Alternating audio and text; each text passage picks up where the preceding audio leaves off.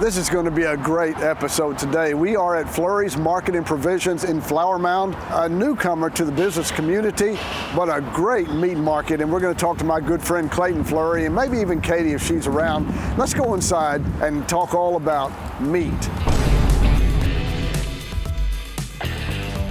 This is exciting. We're going into the doors of Flurry's Market and Provisions. We're going to talk all about meat market, butchering, and everything else that has to do with serving good meat in the community. Let's go inside.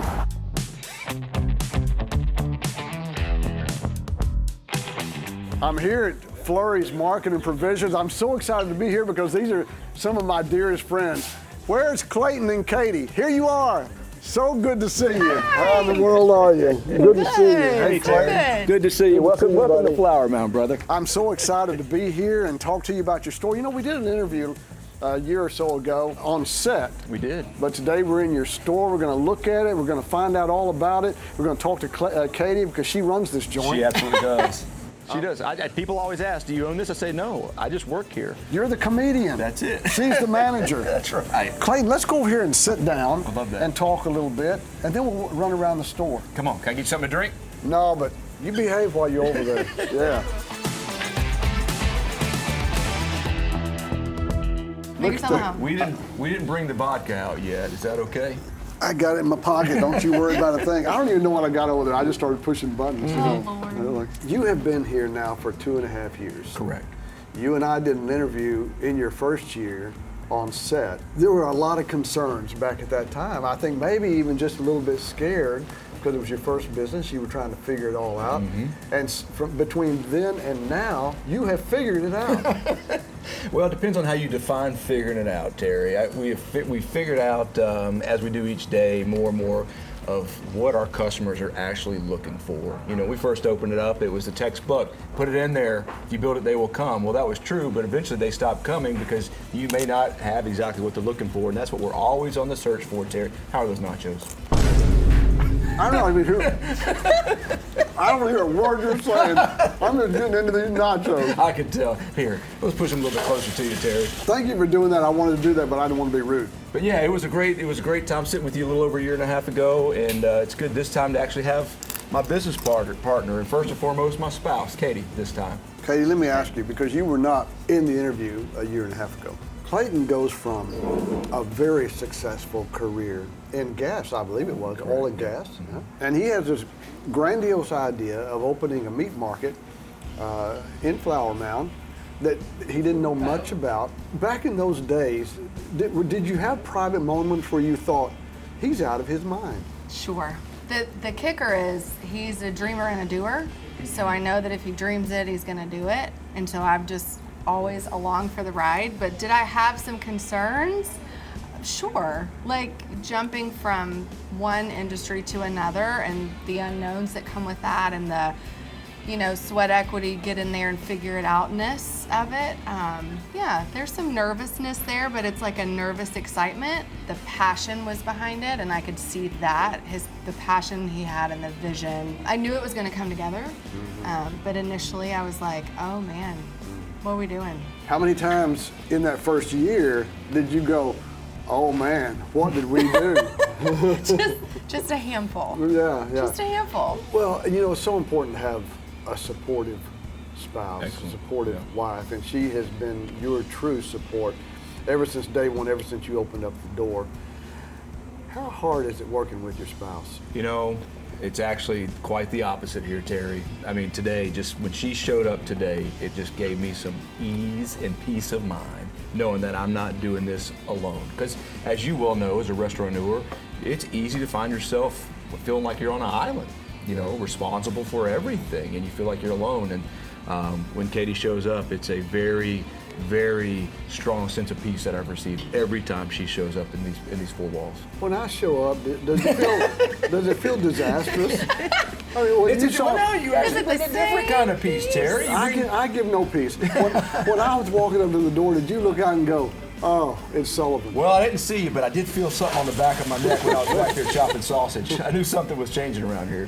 As far as what you sell, the products that you sell on your counters, your meat products, what is different today than when you first started? That's a great question, and I can answer that one confidently. When we first opened up, we wanted to be the showcase meat market. And not to say that we don't want to be today, but we've learned that things are expensive. In the macroeconomics and stuff we can't control as business owners and consumers ourselves, you know, it's a real thing. Things are getting expensive, and we've learned there is a demand for great product, which we provided, but we were missing kind of a leg on the stool. We were focused on extreme quality, extreme great service, but we didn't have that last leg, which was value. And it couldn't be more important than it is today to have great product, serve it with excellence for a value. So that we're really focused now, year 3, our mission is value. We're very value driven without any sacrifice to quality. And it's hard to do that. It's extremely hard. In a day where food pricing is so volatile, and even trying to find it, it's like you have to spend hours in front of a computer looking for value to pass on to your customers, and you do a great job of that. Well, thanks, Terry. It does take a lot of time. It takes a lot of time, and it's actually a gamble. Because if you go in with a value program, what does that mean? We've taken our margins, our profit margins, to the razor's edge. And if you go a certain time period that there was no demand that was coming in and consuming those products on an already razor thin margin, your fixed costs don't change. And so it truly is a gamble, but we bet on the community here that we live, work, and play in every single day. We're betting on this community to receive what we're trying to do here is by offering quality service for a value. You know, Katie, and I'm going to tell on him just a little bit here, okay, but I'm going to have fun doing it. Because this speaks volume of who you are as his wife and helpmate and co-owner of this business and all that kind of stuff. But you're the navigator, right? I mean, you keep things in perspective. He gets up early, he goes until the sun falls down, on into midnight, looking at things and thinking. And so I was over here Sunday. Clayton said, Katie just informed me it's time to go to church. And he was on a straight line getting there. Church is very important to you. It is. It's very. It seems like that as you navigate through your lifestyles, keeping that faith at a high level is very important. Yeah, it's really the core of who we are, and it's the core of what has gotten us from where we started out in 1999 to where we are now in 2024. It's just having that basis, that foundation, if you will. It's a grounding point for us, and it's something that just keeps us going. And when times get tough, it's like that is just something we can rely on, and we don't veer far from it. Yeah. It's at the core of what we do. So. I don't know what you were just thinking. I don't know what. That was a good reflex, though. Jerry, I'm getting hungry. Did you see that ninja move there? I mean, I don't even know what she's saying. I'm just seeing your hand go. I saw you taking boxing lessons the other day, and so I see. So it was okay. I was doing that thing the other day, and I spent about 35 seconds in the ring, and I was like, man, I got to take. You have a recliner. I got to take a break. I tell you what I want us to do right now. We're going to leave the table. And I want you to take me over to your cases and just point out what kind of product, what kind of value, kind of what your vision is as far as serving this community with the products in the case. I'd love to do that, Let's Terry. go over there. Come on. Terry, when we first opened, this first whole 24 feet was the showcase. It truly was the showcase. What I mean by that, you would walk in and have every grade and every type of steak known to man, also known as beef, right? Well, we quickly realized that beef is just expensive. In this town and our surrounding communities, especially being new, our customer base wasn't that big. They can only consume so much beef. And so what we decided to do and what we've done over time, specifically with customer demand, is you'll notice there's not a lick of beef except our ground burgers and ground beef in this whole 24 feet. And that's unusual. It is. But you have found out what serves your community the best. That's right, Terry. That's right. And we've got a great all-natural chicken product. You know, any chicken we have in house, it's all natural. There's no solution added unless we add it ourselves, which we take pride in. We have a system and process where we make our own marinades, and we tumble our chicken. We actually have our beef that we tumble to make carne asada here. And then our hamburger, we call it Flurry's grind, naturally being Flurry's market, but what makes our grind so different, and what I actually consider special, Terry, is we use a choice grade chuck or shoulder. That's what we start with. And then at the end of the day, after we've trimmed prime, Wagyu, choice grade steaks, all of that goes in with that chuck and just makes that a premium ground beef product. Sure. So wait a minute, let me get this right. In those burgers, it could be prime ribeye. Oh, yeah. It could be Wagyu strip. You bet. So all of that's going into your burgers, and I've had your burger, and people say this community is the best in the community. Well, we'd like to think so, Terry. It truly is some of the best meat, and what we try to do is not just say it's the best and not serve it with a smile, but we also try to keep it at a value. We've actually just started a new bundle program, and we have this same beef over there that you could come in and get it for $5 a pound. Let me ask, so let's talk about that for a minute, Clayton, because that's important. So you're in business to make money. Correct. But you spend an incredible amount of time putting value packs together so that people can afford it in an economy that is very tight right now. You know, it's really the economies of scale in this business. The margins are so low, and so if you just sell a few pieces of something at a low margin, you're not really going to make it. You've got to sell a lot of pieces at a low margin, and so if you're going to do that, why not offer the best of the best, serve it with a smile, and keep that retail price low? And we believe in that model here. We truly do. So let's go from here. I want to see your steaks. I'm a steak guy. Another thing, we talk about learnings over time. So you'll notice here, Terry, we've got fresh cut steaks, but they're wrapped in plastic. Yeah. The plastic helps the meat because we don't have nitrogen or any of those commercial processes here. We cut this beef fresh every day, and we keep it wrapped in plastic until a customer needs it, especially on the slower weekdays. On the weekends, there no plastic touches these cases.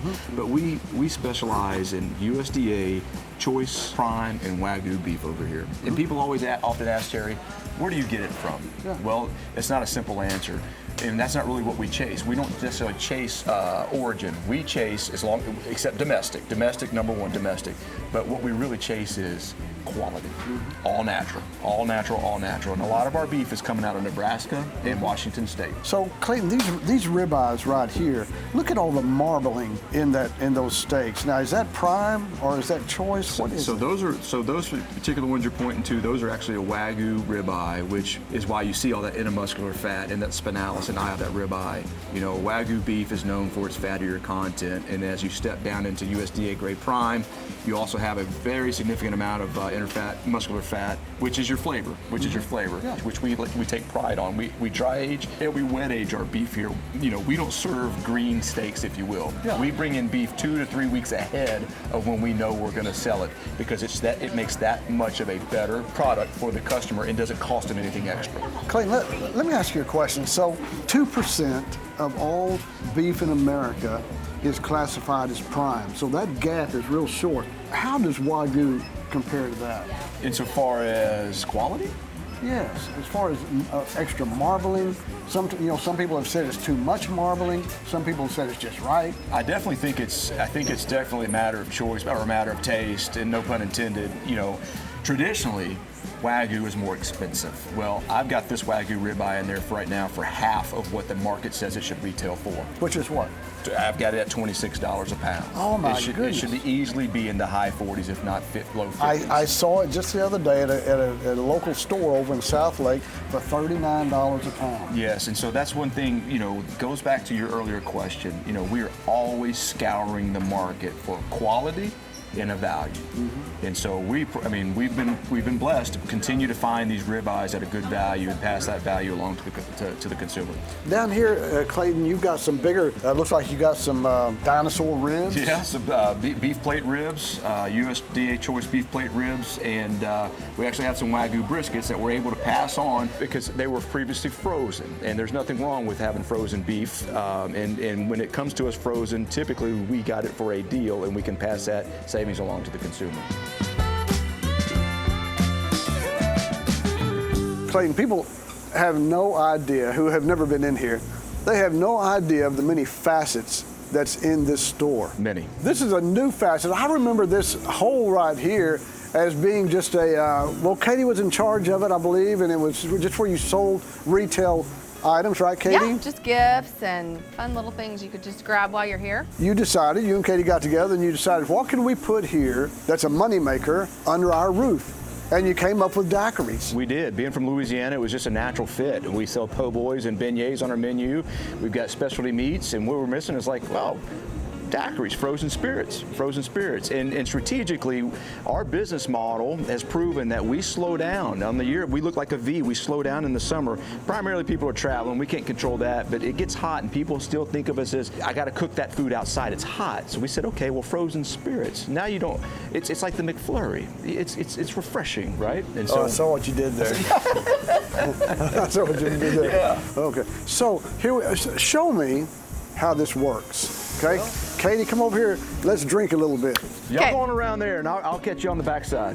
Where are we going? Right over here, my friend. So it's real simple, Terry. Okay. And traditionally in Louisiana, it's always a buy one, get one. Come We've on, actually Katie. taken that program over here too. We have a happy hour we run 7 days a week, and you come on up, and we always ask, do you know what you like, or would you like to sample anything? And it's free to sample until you can't walk or we're closing. Show us the many flavors that you have. We've got 8 different flavors at any given time, and we've done the math. That actually equates to about 256 different flavor combos, if you like, and we're always changing these flavors. Katie, what's your favorite? So I'm a frosé girl. I like the frosé. It's light, it's refreshing. It doesn't knock you over. The Flurricane, the Pina Colada, the Mavs Rita. We like to change out our Rita with whoever Texas sport team is, in the news.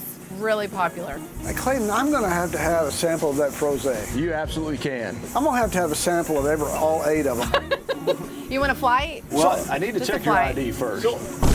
I'm old. But you do have to check IDs, right? Because it has alcohol in it. Of course. That's right. All right, so explain what a daiquiri is. So, people often ask, they're typically a sweeter frozen. Oh, Lord. That is so good. It's very refreshing. No, that is Yummy. That is so good. It's very refreshing. I'm going to have a big cup of this. In what sets this particular daiquiri program apart, Terry, than most of the ones in Texas, is this is an actual spirit-based, meaning it actually has rum, has vodka, has tequila, where up until basically before the laws changed with COVID and alcohol to go, it was typically a wine-based, which there's nothing wrong with a wine-based daiquiri, but we can change the smoothness, the flexibility is all there, and it really packs a punch. It's summer. That's what I would drink in August. That's what we're hoping for, right, Terry. Right. So you have 8 flavors, and I think I'm going to have the pina colada. You'd like a pina colada? There's my cup. Let's go. Same size? Same size. Same taste of pina colada. Let's go. It's hard to beat a pina colada, Terry. A lot of people will take the pina colada and they'll mix it with the other flavors, like the mango. I'm going to need a driver. Katie, you're free the rest of the day. Yes, for sure. I can drive you around. People, you have no idea how good this is. You have no idea how good these daiquiris are. I'm going to have a chair right back there in just a minute. We'll get you one. So you have all of this under one roof, which makes you just a brilliant businessman, and Katie as well. You're doing so much. You're growing in the community. You have become the place to shop in the community for meats and now daiquiris. And you just opened up another location in Lakeside. That's right, Terry. Yeah, that was a blessing that opportunity came to us. We're grooming it slowly, daily, for it to become a smaller version of this main location, Flurry's Market. And we call it Flurry's Market Lakeside. Well, and every time I've been down there, there's a bunch of people inside the store. We've enjoyed it. We've been welcomed with open arms down there, and we're excited about what that store can bring forward, what we can bring to that community in the future, and what that can bring to the overall business enterprise of Flurry's Market. In closing, guys, and I got to close this out, or we're never going to get this edited down. But in closing, Katie, what would you tell this community? Why would you say, come here? Because we love what? Come here because we love people. We love this community, and we're so fortunate that we were able to build this in Flower Mound, the community that we live in and play in and support. We just love people, and we've always said we wanted this to feel like an extension of our home. We want you to come in and feel like you're kind of in our living room, our sitting room. Like, we want you to feel welcome, and we want you to feel, like this is like a destination place. It's real eclectic. Sometimes people walk in like, what the heck is this place? And we love that. We love that we offer a variety of stuff. I mean, you don't have to be a meat eater to come here, and you don't have to drink alcohol to experience the rest of it. So just like that it's a community-focused, friendly environment. Customer service is what we're built on, so. And that's what it feels like. You know, when I come in here, there's a peace here. There really is a peace here. And certainly that has to do with the love that you portray to people. It's not just a show, it's who you are. Some of it is the Spirit of God that lives in you and works through you. Correct. But it's very family oriented here. That's how it's designed to be, Terry. I mean, we intentionally set this thing up with a mission statement that's centered on service and a vision statement that's set on it being a prestigious place that this town's proud of and that is profitable. Because if you're not profitable, you can't survive, and you won't be here for the town to fulfill that mission of service. And so we focus on that every single day. What's the mission? And how are we achieving our vision, how we're doing. I love you guys. Thank you for being dear friends of mine, and I love everything that you're doing here. I guess I just have one suggestion, if you want to hear it.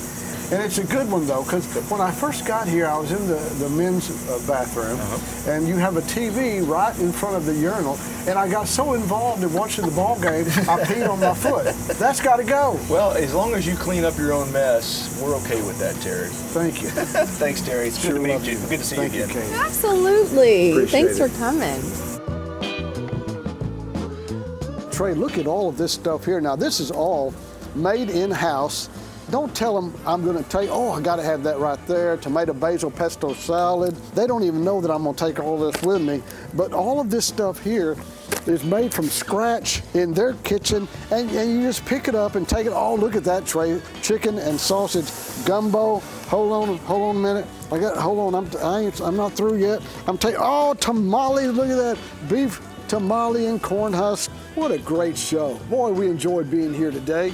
Hope you enjoyed the show at Flurry's Market and Provisions with Clayton and Katie Flurry. See you next week.